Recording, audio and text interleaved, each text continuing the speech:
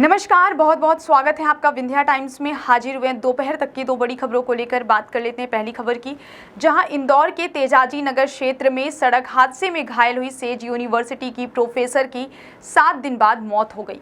Bypass से college जाते समय उनकी स्कूटी के सामने डॉगी आ गया था, जिसमें उनकी गाड़ी फिसल गई थी। प्रोफेसर के साथ उनकी एक अन्य महिला प्रोफेसर दोस्त भी थी, जो स्कूटी चला रही थी। दोनों प्रोफेसर को पहले निजी अस्पताल में भर्ती कराया गया था। यहां से एक प्रोफेसर की हालत गंभीर होने के चलते उन्हें एम्बॉय अस्पताल रेफर किया गया था। यहां 7 दिन बाद उनकी मौत हो गई, जबकि दूसरी प्रोफेसर सामान्य घायल हुई हैं। तेजाजी नगर पुलिस के मुताबिक सुप्रिया पति सिद्धार्थ त्रिपाठी निवासी करुणा सागर अपार्टमेंट की मंगलवार को उपचार के दौरान एम्बॉय अस्पताल में मौत हो गई। देवर शुभम ने बताया कि सुप्रिया 5 जुलाई की सुबह यूनिवर्सिटी के नज़दीक ही घायल हुई थी। यहां गाड़ी के आगे एक डॉग आ गया था, जिससे उनकी गाड़ी स्लिप हो गई और वे दूर तक घसीटते हुए चली गई। बाद में उन्हें निजी अस्पताल में भर्ती कराया गया। यहां रिकवरी के बाद उनकी फिर से हालत बिगड़ने पर डॉक्टरों ने एम्बॉय रेफर कर दिया था। कॉलेज स्टाफ ने जानकारी देते हुए बताया कि सुप्रिया त्रिपाठी के साथ कॉलेज की एक और महिला प्रोफेसर प्रियंका राजपूत भी थी, जो स्कूटी चला रही थी। उन्होंने हेलमेट पहना था, जबकि सुप्रिया पीछे बैठी थी। गाड़ी स्लिप होने के दौरान दोनों सड़क पर गिरी। प्रियंका के हाथ पैर में चोट आई। सुप्रिया के सिर में गंभीर चोट आने के बाद उन्हें एम्बॉय अस्पताल में एडमिट कराया गया। यहां सिर में की सर्जरी हुई। इसके बाद डॉक्टरों ने 48 घंटे का समय दिया। बाद में सुप्रिया को वेंटिलेटर पर रखा गया। उनकी हालत में सुधार नहीं होने पर उन्हें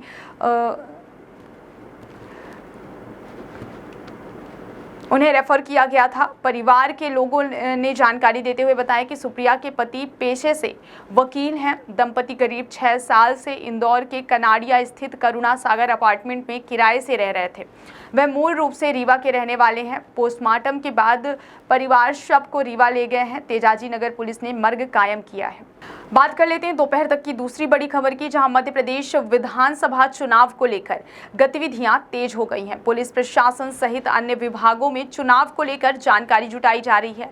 वहीं राजनीतिक पार्टियां भी अपने अपने तरीके से प्रचार प्रसार में जुट गई हैं। निर्वाचन आयोग ने इस बार चुनाव को लेकर कई बिंदु पर निर्देश भी जारी कर दिए हैं। लोकतंत्र का उत्सव मनाने के लिए इस बार बुजुर्गों को मतदान केंद्र पर जाने की आवश्यकता नहीं होगी। मध्य प्रदेश में पहली बार 80 वर्ष के ऊपर के बुजुर्गों के लिए घर बैठे मतदान की सुविधा मिलेगी। अब बुजुर्ग घर बैठे ही पोस्टल बैलेट के माध्यम से अपने मत का प्रयोग कर सकेंगे। हालांकि यह सुविधा केवल विकल्प के रूप में ही रहेगी। बुजुर्ग बूथ पर जाकर भी मतदान कर सकते हैं। बताया जाता है कि विकलांगों को भी यह सुविधा मिलेगी। हालांकि अभी इस बिंदु पर असमंजस है। निर्वाचन आयोग ने इस पर प्रत्याशियों के खर्च में भी वृद्धि कर दी है। विधानसभा चुनाव के प्रत्याशी 28 लाख की जगह 40 लाख रुपए तक खर्च कर सकेंगे।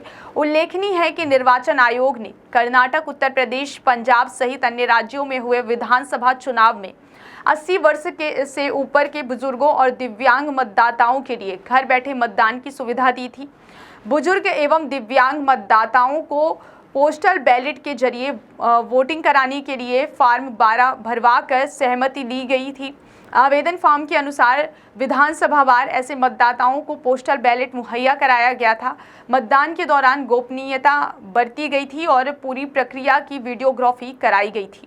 दरअसल अक्सर यह देखने में आता है कि 80 वर्ष के अधिक आयु के बुजुर्ग बीमारी या फिर किसी अन्य वजह से मतदान स्थल पर नहीं पहुंच पाते। इससे मतदान प्रतिशत घटता है। वहीं बुजुर्गों में भी मायूसी छा जाती है।